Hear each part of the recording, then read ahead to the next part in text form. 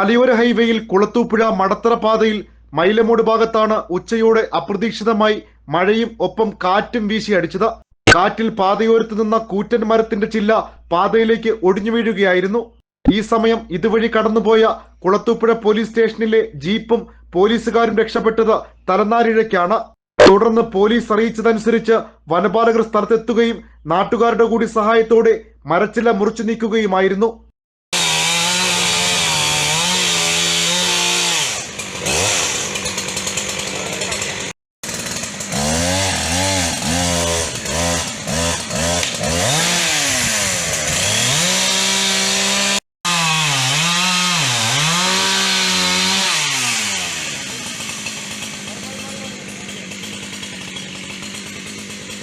മരച്ചില്ല ഒടിഞ്ഞു വീണതിനെ തുടർന്ന് ഭാഗികമായി പാതയിൽ ഗതാഗതം സ്തംഭിച്ചു.